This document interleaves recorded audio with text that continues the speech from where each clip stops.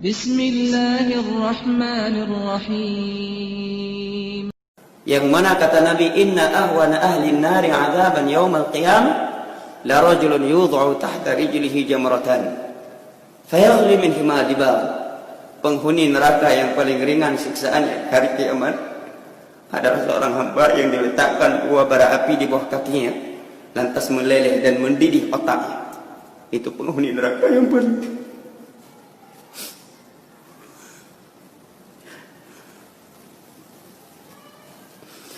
Nabi sebutkan, fayadhunnu annahu ashaddum adaba wa huwa ahwanuhum adab.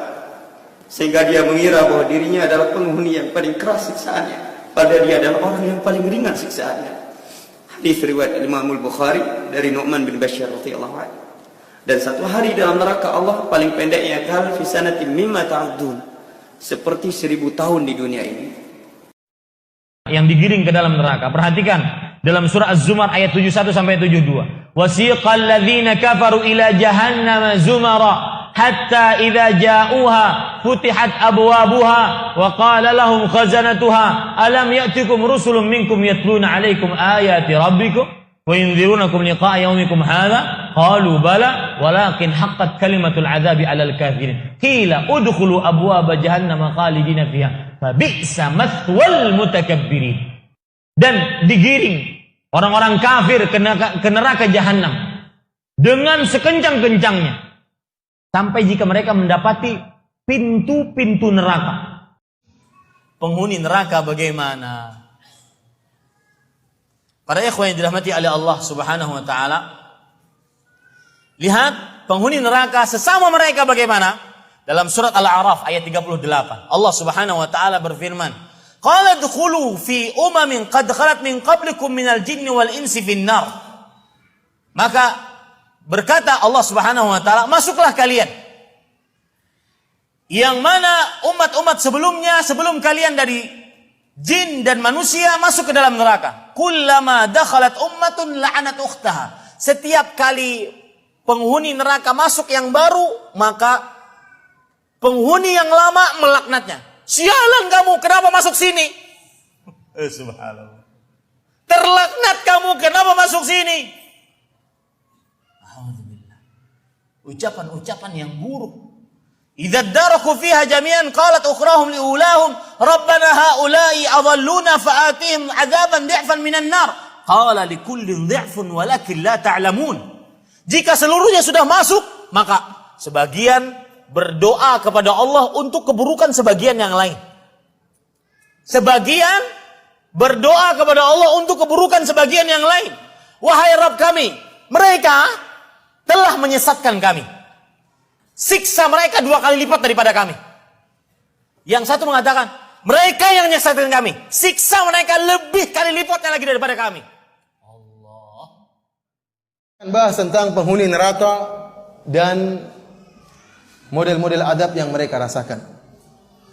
Sebagaimana tadi telah kita singgung di awal pengajian bahwasanya Allah Subhanahu wa taala akan membesarkan tubuh penghuni neraka jahanam. Jadi benar bahwasanya Allah akan membangkitkan tubuh orang-orang dari kuburan, dari jasad mereka yang pernah ada di atas muka bumi ini, akan tetapi Allah modifikasi bentuk mereka. Allah modifikasi.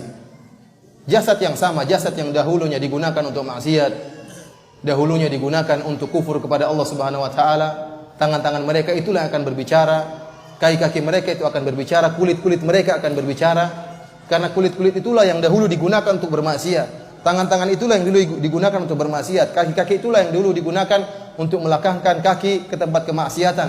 Akan tapi tatkala dibangkitkan oleh Allah pada hari kiamat kelak, dimodifikasi oleh Allah Subhanahu wa taala. Di antara bentuk modifikasi Allah Subhanahu wa taala terhadap manusia tatkala itu, penduduk neraka tubuhnya dibesarkan oleh Allah Subhanahu wa taala. Adapun penduduk surga, enggak.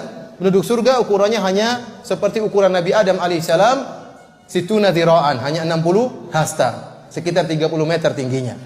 Adapun penghuni neraka jahanam tidak. Penghuni neraka jahanam sangat besar tubuhnya. Sebagaimana kita sebutin tadi, Rasulullah SAW bersabda, "Ma baina mankibail kafir fin nari masiratu thalathati ayyam, liraqibil musri', rawahu Muslim. Antara dua bahu atau dua pundak seorang kafir di neraka jahanam jaraknya sejauh 3 hari perjalanan seorang yang sedang menunggang tunggangan yang cepat jalannya. Artinya kalau orang naik kuda selama 3 hari 3 malam, itulah jarak antara dua pundak orang kafir, entah berapa ratus kilo. Dalam hadis yang lain kata Rasulullah SAW, dorsul kafir, au nabul kafir, mithlu Uhudin. Sungguhnya geraham seorang kafir atau gigi taring seorang kafir seperti gunung Uhud. Besar sekali. Ya, gunung Uhud panjangnya 7 sampai 8 kilo. Bukan dia kecil gunungnya besar, enggak. Giginya dia besar badannya. Badannya besar, pundaknya besar, giginya juga besar. Kata Rasulullah SAW, wa ghiladu jildihi masiratu thalath. Dan tebalnya kulitnya itu sejauh 3 hari perjalanan. Jadi besar sekali. Ikhwani fillah azani Allah wa yakum, ketahuilah bahwasanya dibesarkan tubuh mereka itu bukanlah untuk memuliakan mereka, tetapi Allah ingin agar azab benar-benar neraka jahanam benar-benar masuk dalam tubuh mereka dan membakar seluruhnya, tidak ada yang terkecuali. Allati tattali'u 'alal afidah, kata Allah Subhanahu wa taala, neraka yang masuk sampai ke dalam ke dalam jantung. Mereka dibakar hidup-hidup, jantung mereka dibakar sementara mereka hidup merasakan pedihnya. Jadi supaya detail, ya, tidak ada yang tersisa dari api yang masuk dalam tubuh mereka. Jadi bukan untuk dimuliakan, akan tapi agar mereka semakin pedih merasakan azab yang Allah berikan. Adapun pakaian yang digunakan oleh penghuni neraka, mereka berpakaian. Akan tapi pakaian mereka pakaian yang khusus yang terbuat dari perkara atau benda yang sangat panas, baik tembaga yang dicairkan atau terbuat dari api. Kata Allah Subhanahu wa taala, "Falladzina kafaru qutti'at lahum thiyabun min nar." Adapun orang-orang yang kafir, maka dibuatkan bagi mereka pakaian dari api. Entah bagaimana Allah alam bisawab, yang jelas pakaian tersebut dari nyala api. Seakan-akan api tersebut nempel di tubuh mereka. Dalam ayat yang lain Allah Subhanahu wa taala berfirman, wa taral mujrimina yauma idzin muqarranina fil asfat. Dan engkau akan melihat orang-orang yang kafir pada hari tersebut terbelenggu dengan belenggu-belenggu. Sarabiluhum min qatiranin. Bahwasanya pakaian mereka terbuat dari qatiran. Qatiran disebutkan oleh para ulama yaitu tembaga, cairan tembaga. Ya, tembaga tidak menjadi cair kecuali setelah mencapai derajat yang sangat panas baru kemudian mencair. Allah membuat pakaian mereka terbuat dari tembaga yang amat sangat panas tersebut, nempel di kulit mereka. Makanan penghuni neraka atau minuman penghuni neraka dan pakaian mereka, maka Allah Subhanahu wa taala telah menjelaskan dengan detail dalam Al-Qur'an. Makanan mereka adalah dhari' dan zakum. Minuman mereka adalah hamim dan gislin dan ghassaq. Allah Subhanahu wa taala berfirman, "Laisa lahum ta'amun illa min dhari'." Tidak ada makanan bagi mereka kecuali dhari'. Dhari' adalah tumbuhan yang berduri. La yusminu wa la yughni min ju', sama sekali tidak bisa menghilangkan rasa lapar mereka. Sebagian ulama seperti Syekh Shalih Ibn Utsaimin mengatakan rasa lapar ini akibat rasa penungguan mereka di padang mahsyar selama 50.000 tahun di bawah terik matahari yang sangat panas. Sehingga tatkala mereka masuk dalam neraka, sungguh rasa lapar yang amat sangat yang mereka rasakan. Kemudian belum lagi api membakar tubuh mereka, sehingga benar-benar rasa haus dan rasa lapar. Mereka dibakar, sementara mereka tidak mati. Dibakar dalam keadaan hidup dan tidak mati-mati. Rasa lapar dan rasa dahaga yang luar biasa yang mereka rasakan. Sehingga mereka tahu itu makanan yang buruk, duri, tapi mereka harus makan. Seperti orang yang kecanduan misalnya morfin, dia tahu itu buruk tapi dia harus mengiris-ngiris tangannya untuk mengisap darahnya. Dia tahu jelek tapi terpaksa harus dia rasakan kecanduan dia harus, padahal sangat kasar dan duri, ya, sangat menyakitkan, akan tapi dia harus makan karena rasa lapar yang melilit di perutnya. Di antara makanan penghuni neraka adalah syajaratuz zakum, pohon zakum. Ya, Allah Subhanahu wa taala sebutkan dalam Al-Qur'an tentang pohon ini. Apa kata Allah Subhanahu wa taala? Inna syajarataz zakum ta'amul athim. Sungguhnya pohon zakum adalah makanan yang orang-orang yang berdosa. kal muhli yaghli fil butun kaghaliyil hamim. Seperti minyak yang mendidih dalam perut. Jadi kalau sudah masuk dalam perut seorang, maka makanan tersebut benar-benar panas, seakan-akan ya minyak yang mendidih dalam perut seseorang. Kaghaliyil hamim, atau seperti ya air yang sangat panas yang mendidih. Allah Subhanahu wa taala menyebut dalam ayat yang lain tentang zakum ini. Adzalika khairun nuzulan am syajaratuz zakum inna ja'alnaha fitnatan lidh dhalimin. Kata Allah, kami jadikan pohon zakum sebagai fitnah, sebagai azab bagi orang-orang yang berbuat zalim. Innaha syajaratun takhruju fi aslil jahim. Pohon zakum ini tumbuh dari dasar neraka jahanam, menjulang tinggi ke atas. Kita tahu bagaimana dalamnya neraka jahanam. 70 tahun dijatuhkan batu tidak sampai-sampai. Kemudian cabangnya banyak, menjadi makanan bagi penghuni neraka jahanam dalam setiap tingkatan-tingkatan neraka jahanam. Tal'uha ka'annahu ru'usus syayatin. Mayang-mayangnya, kelopaknya seperti kepala-kepala syaitan. Fa innahum la'akiluna minha famali'una minhal butun. Kata Allah Subhanahu wa taala, meskipun buruk pohon ini, buah zakum ini, namun orang-orang kafir pasti memakannya dan pasti akan memenuhi perut mereka dengan pohon zakum tersebut. Dalam ayat yang lain kata Allah Subhanahu wa taala, "Tsumma innakum ayyuhadh-dhallunal mukadzibun la'akiluna min syajarin min zaqqum."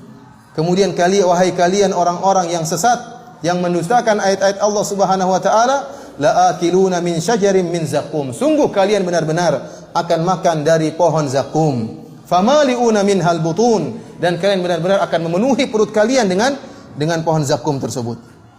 Ikhwani fillah azanillahu iyyakum, disebutkan dalam hadis yang sahih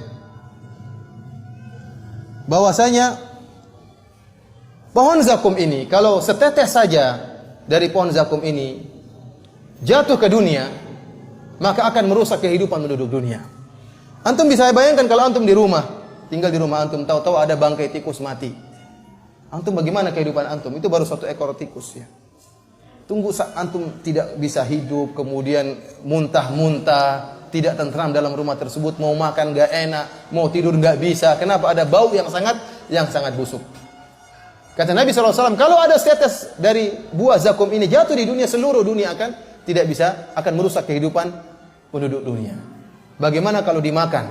Bagaimana kalau buahnya bukan hanya setetes, bahkan berbuah-buah dimakan oleh penghuni neraka jahanam? Ini bagaimana buruknya pohon zakum tersebut.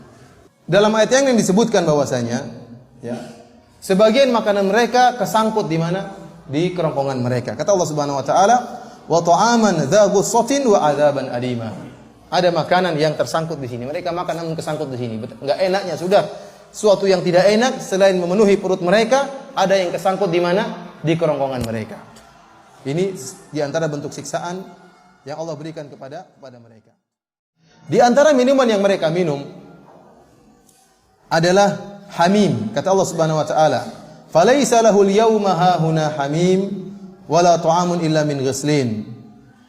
Di antaranya ghislin, kata Allah, al-ghislin ya, pada hari tersebut tidak ada teman sahabat bagi mereka dan tidak ada makanan kecuali ghislin, la ya'kuluhu illa al-khati'un, dan tidak dimakan kecuali orang-orang yang berbuat dosa. Kata Syekh di sini ya, menyebutkan perkataan para ulama bahwasanya al-ghislin dan qassaq bima'nan wahid. Ghislin dan qassaq maknanya sama, yaitu masala min juludi ahli nar minal qayh was sadid, yaitu apa yang mengalir dari tubuh penghuni neraka dari nanah dan darah. Itulah yang diminum oleh apa? Oleh penghuni neraka jahanam. Tidak ada minuman yang lain. Setelah makan syajaratuz zakum mereka haus. Apa yang harus mereka minum? Tidak ada lain kecuali nanah dan darah yang keluar dari tubuh penghuni neraka. Ada yang keluar dari kemaluan para pezina yang disiksa dalam neraka jahanam. Itulah yang mereka minum, dan tidak ada minuman lain. Mereka juga di antara yang diminum oleh mereka adalah al-hamim. Kata Allah Subhanahu wa taala, "Wasuqu ma'an hamiman faqatta'a am'a'ahum." Setelah mereka makan syajaratuz zakum dan rasa dahaga yang amat sangat yang mereka rasakan, maka mereka pun minum al-hamim. Al-hamim adalah air yang sangat panas, yang jika sudah masuk dalam perut penghuni neraka, faqatta'a am'a'ahum, maka akan memotong-motong isi perut mereka. Ya akhi, subhanallah, kita baru ditusuk jarum saja sudah setengah mati. Bagaimana jika dipotong-potong usus kita? Waliyadzubillah, seorang ususnya dipotong-potong, dia dalam keadaan sadar. Bagaimana teriakan akan dia keluarkan? Bagaimana rasa sakit yang akan dia keluarkan? Dalam ayat yang lain kata Allah Subhanahu wa taala, "Wa iyastaghitsu yughatsu bima'in kalmuhli yashwil wujuh." Tatkala mereka sudah makan syajaratul zakum, mereka pun kehausan dan mereka berteriak. Mereka minta pertolongan, berikanlah kami air minum, kami sangat haus. Sementara syajaratul zakum seperti itu modelnya. Mereka sangat haus. Kata Allah Subhanahu wa taala, ya, yughatsu bima'in kalmuhli yashwil wujuh. Maka mereka pun diberikan air yang sangat panas, seperti minyak yang mendidih yang membakar wajah-wajah mereka. Mereka baru mau minum, mau dimasukkan dalam leher mereka, kulit-kulit wajah mereka sudah terbakar karena mendidih minyak tersebut. Namun karena mereka sangat haus, mau tidak mau mereka harus minum. Belum dimasukkan saja, panasnya, didihannya minyak tersebut sudah menjatuhkan kulit-kulit wajah mereka. Dan kita bisa membayangkan bagaimana ya rasa pedih yang mereka rasakan, azab yang sangat pedih yang mereka rasakan, sampai-sampai tatkala mereka diazab oleh Allah Subhanahu wa taala, mereka sudah tidak berpikir dengan waras dan mereka berangan-angan agar segera mati. Ya laitani kuntu turaba, dia mengatakan kalau seandainya saya seperti pasir, tidak diazab oleh Allah Subhanahu wa taala. Lau tusawwa bihimul ard, kata Allah Subhanahu wa taala, mereka berangan-angan kalau ditelan oleh tanah sudah selesai, namun mereka tidak bisa mati.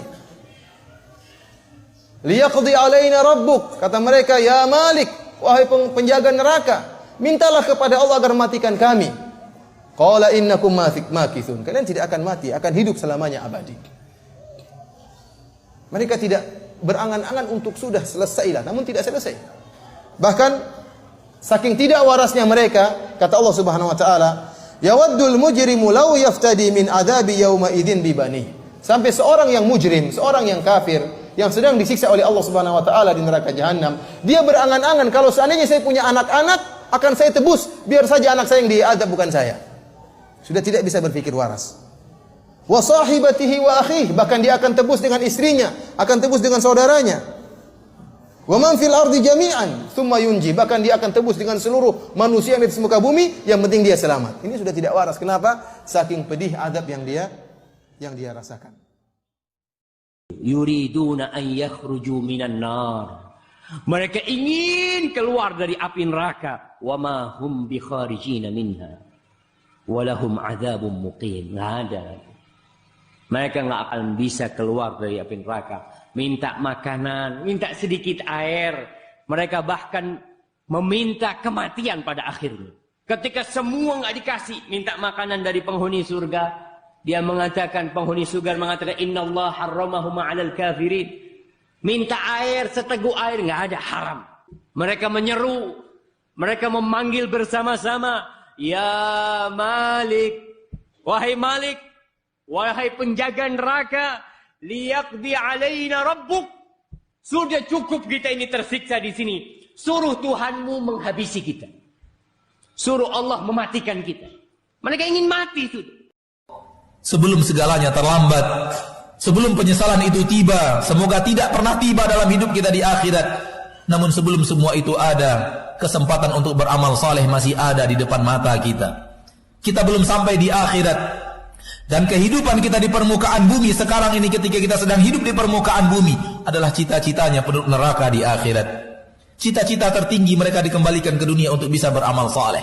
Dalam ayat yang lain mereka mengatakan kepada Allah, na'mal salihan ghairal ladzi kunna na'mal, agar kami bisa beramal saleh, tidak amal-amal yang selama ini kami kerjakan di permukaan bumi. Ini cita-cita penduduk mahsyar, dari orang-orang yang akan menghuni neraka Allah. Cita-cita mereka dikembalikan ke dunia.